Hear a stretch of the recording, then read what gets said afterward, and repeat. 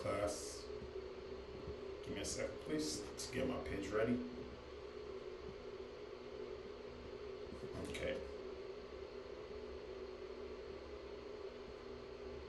Give me a second, please.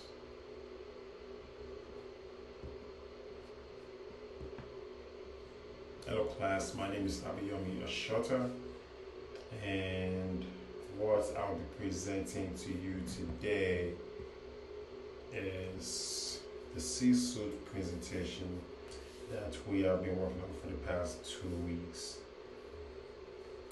Again, my name is Abiyomi Ashota, and let me begin my presentation. Before I also start my presentation, this is for the professor.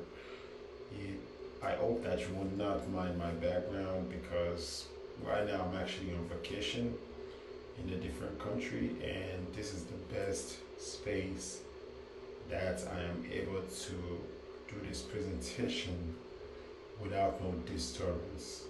And I know that I'm not dressed the most professional right now, but I hope that does not disturb my grade. Let's begin. Threat. What is a threat? A threat is an attempt to disrupt the computer network.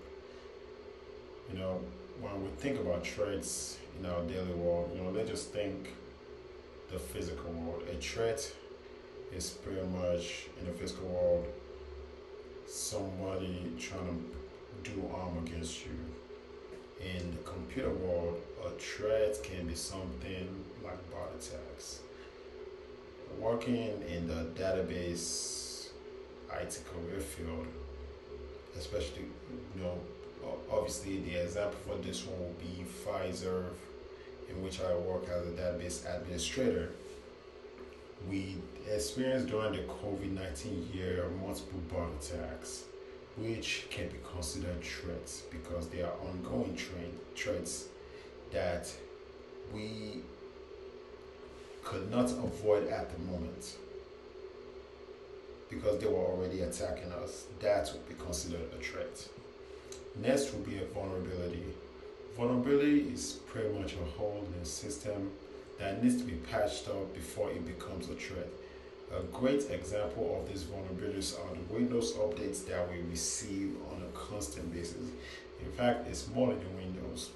It includes Windows, it includes your Apple products or your Android products. These vulnerabilities are pretty much what is constantly researched by the company, and the moment the company sees these vulnerabilities, before it actually becomes a problem, the company sends out updates to pretty much resolve these issues. That is what a vulnerability is.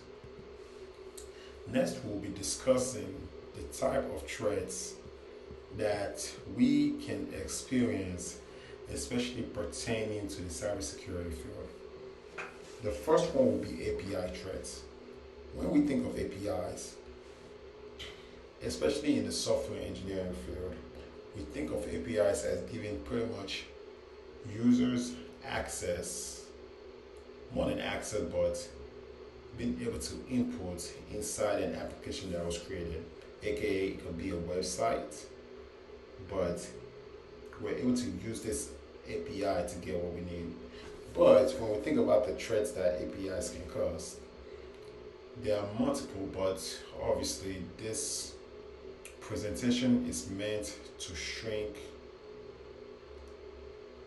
these threats into just a few. The first will be the API threats, of course.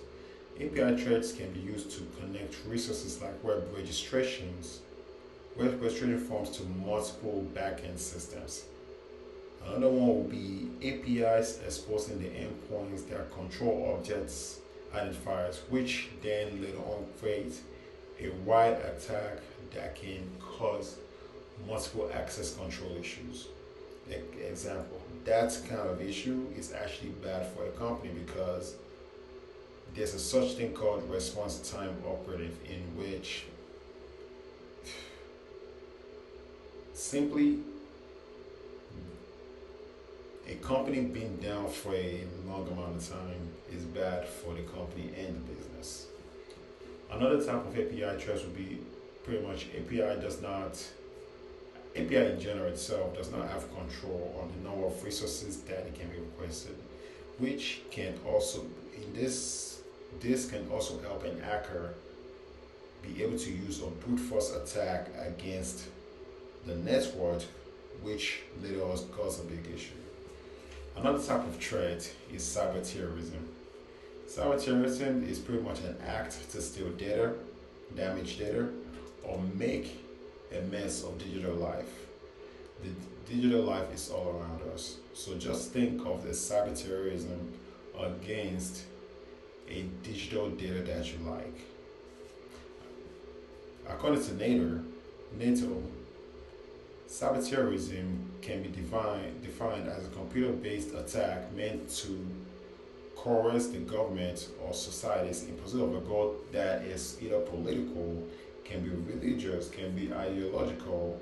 But what we know about this kind of threats is that they are based on this person's individual view.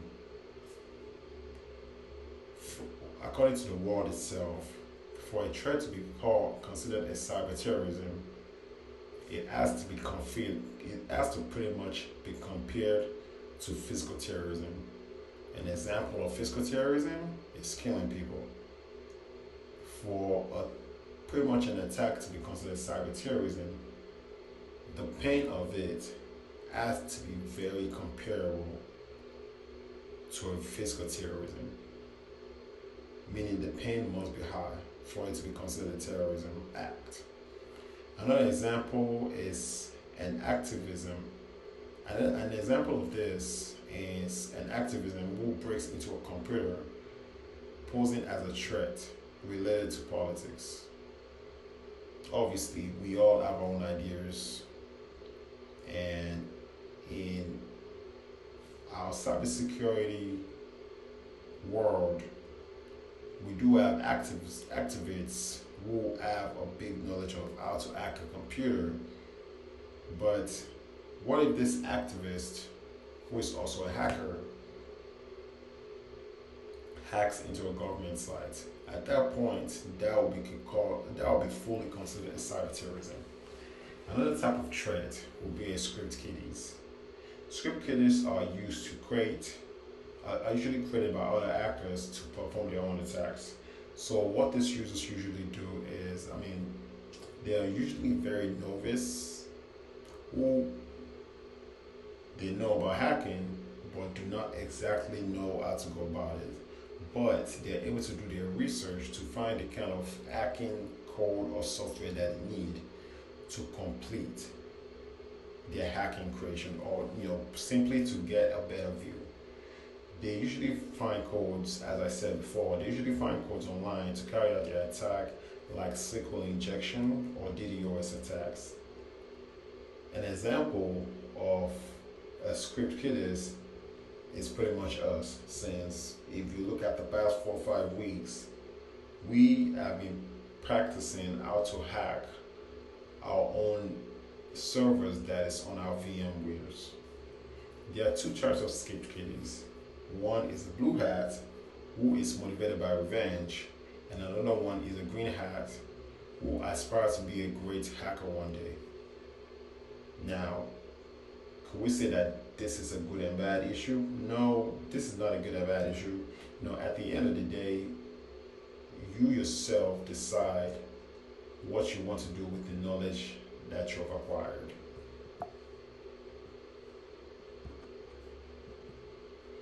Another type of threat is a cyber criminal.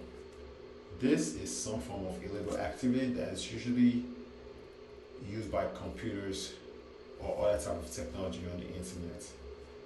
This type of attacks are involved in hacking, identity theft, fraud, scams, creation of malwares on sites, and an attack on a network full of computer systems. When we look at how a cyber criminal operates, what we do know for a fact is that a cyber criminal is only working based on their own individual reasons, and this this reason can be based on how the victim responds. So as long as the cyber criminal is able to, like, you know, find out a weakness in the victim, then they are able to get what they want. But what they want is only based on how they are able to get it. Another type of threat is an activist. You know, activists mean good, but it doesn't mean that their act is good, which is where we get the name activists. Usually, these people are simply willing to make bad choices to show good.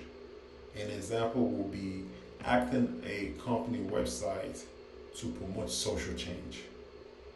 They usually try to expose governments and big companies to expose their practices that they feel that is not acceptable to them and to the world.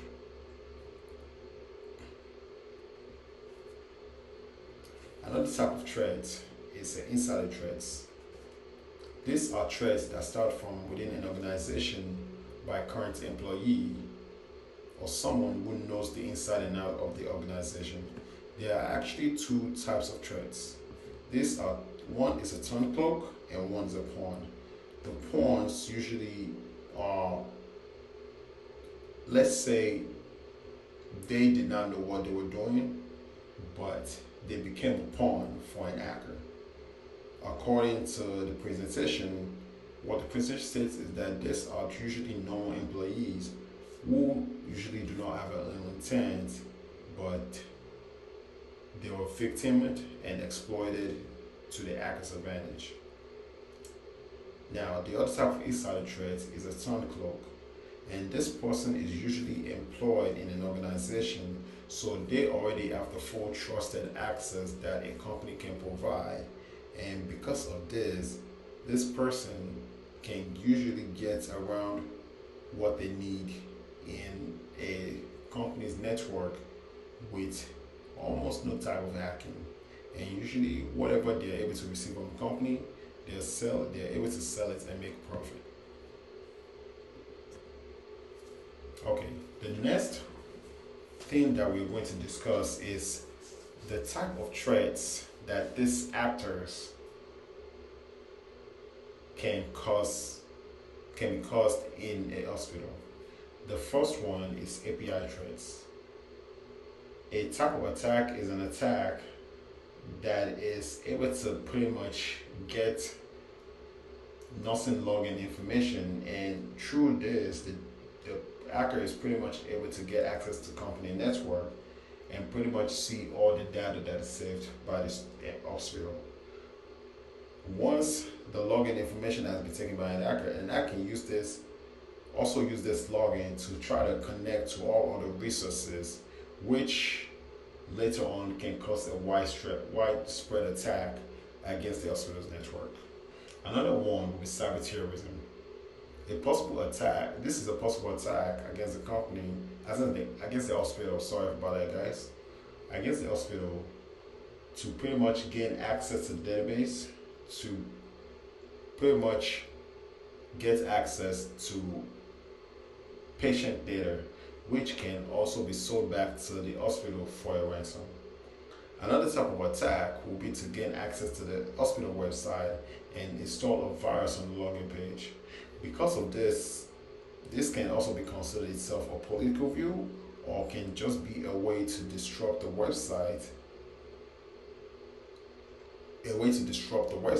to make them pay a ransom. Next actor in the threat to a hospital will be script kiddies. This kind of attack by a script kiddie can be carried out by a hacker who feel that the hospital data can be easily hacked based on a tool that they are being able to find out online. Like we said before, a script kiddies may not exactly have a full knowledge of what it takes to be a hacker, but simply let's just say that they are able to get what they want through research. Another type of attack that they can do is can carried out by a hospital IT employee who had worked in the system engineering department. Since this type of user already has a network knowledge, they're easily able to cut corners. Next will be cyber criminals. Cybercriminal, the type of attack that can be done by cybercriminal is an attack to gain access to patient data, which can then be sold to pretty much third parties that need the data. Another type of attack would be to hold the hospital website for a ransom. Next, we'll talk about activities, which is pretty much a hacker with activities to be done, if that makes any sense. But usually, these hackers usually have a motive, and usually is to bring out positivity, but that can also be done in a bad way. But a hacker, this is pretty much a type of hacker that get access to company website to update website to include a political video.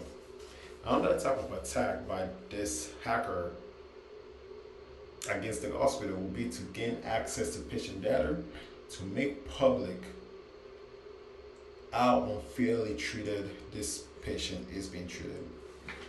Next, we'll talk about insider threats. Insider threat, the type of attacks that have been done by insider threats is a possible attack in which a current employee goes rogue and starts getting hospital info of patients to sell outside the company. Another type of attack will be an hacker getting access through an accidental mistake, destroying hospital sites and holding on for ransom.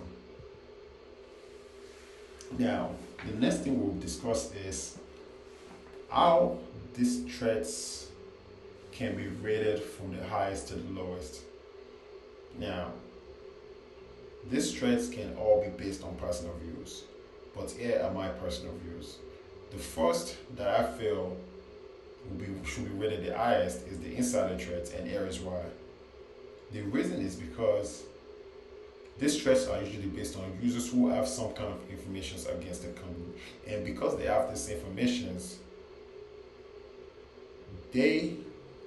pawns can either be used or it can be a former employee who already had access before and is able to know, who have some kind of knowledge against the company, so are able to expose the company by getting access. The hacker can get access from a pawn, or the ex-employee can get access to execute a criminal act.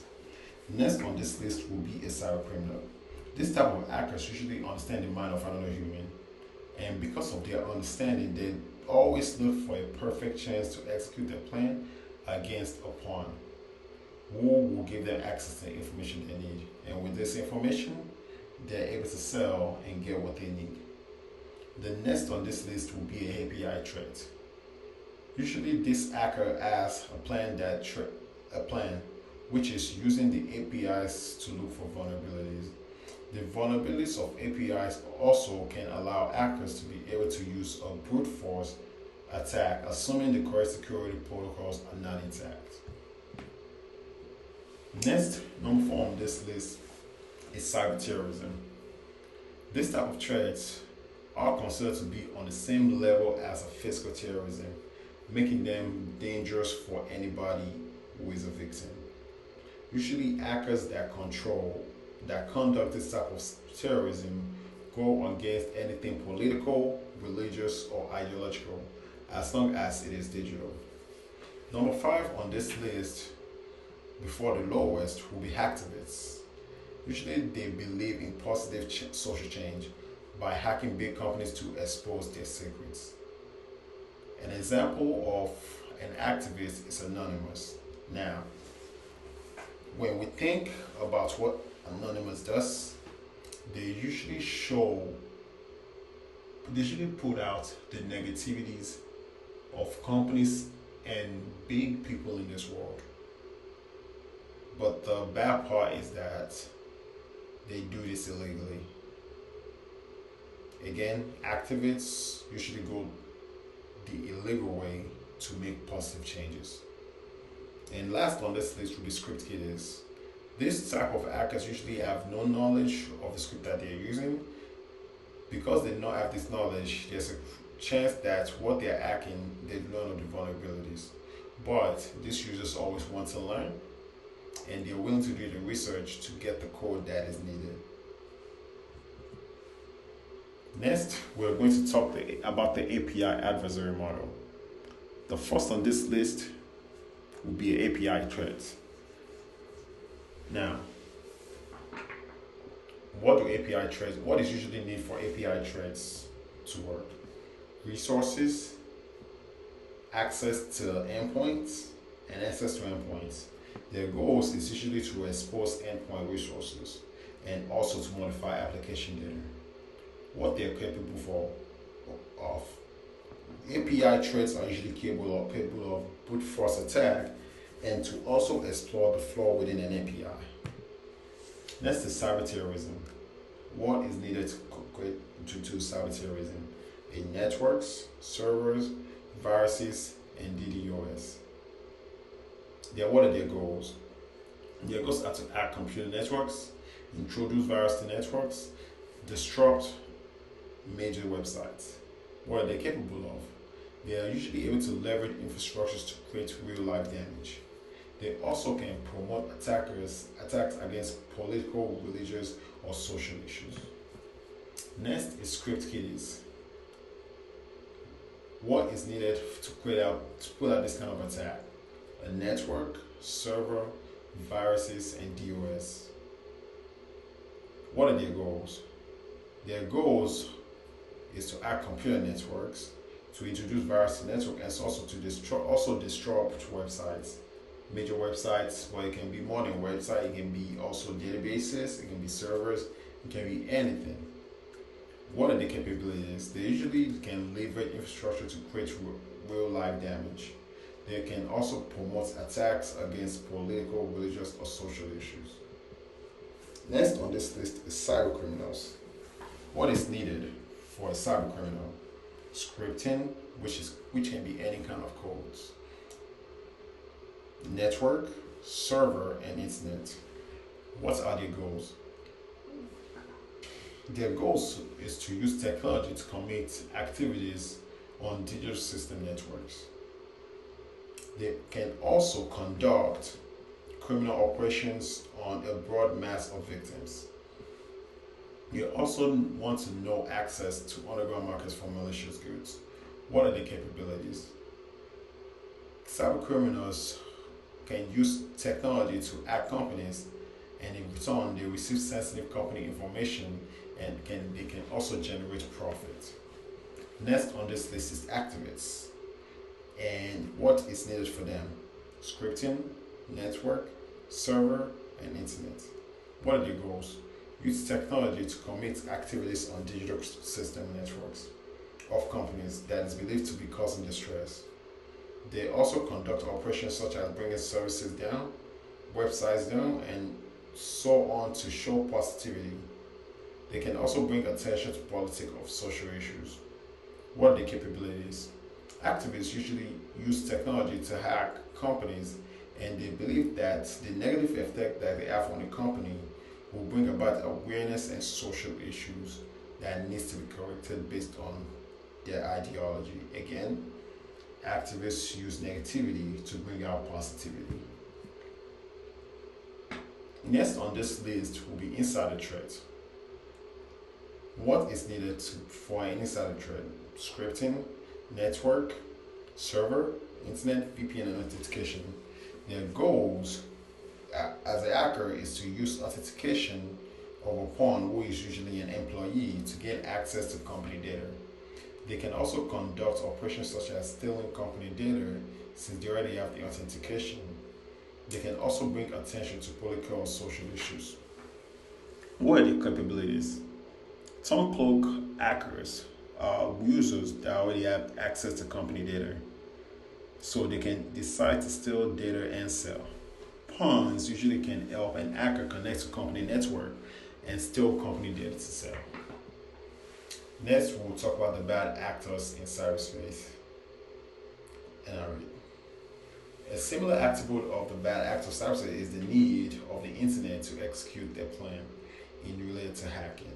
One thing that we do know for a fact is that the internet itself has its good and bad. But the reason why it asks is good or bad is because of the wide use of it. It all depends on a user's morale to decide whether they want to do good or bad on it. Another common attribute that's similar is the need to want to exploit, whether good or bad. Again, because of the internet, good or bad can be exploited, which is why protection is needed in every level. A difference in the act or bad actor is that there's a reason to want to exploit. Some actors act for the betterment of the world, while others do it to make money. A similar challenge that all actors go through is the need to stay up to date with the latest in the world. Again, class, thank you for listening into my presentation for today. Thank you, Professor, for also listening to my presentation for today. And have a nice day. Thank you. Bye.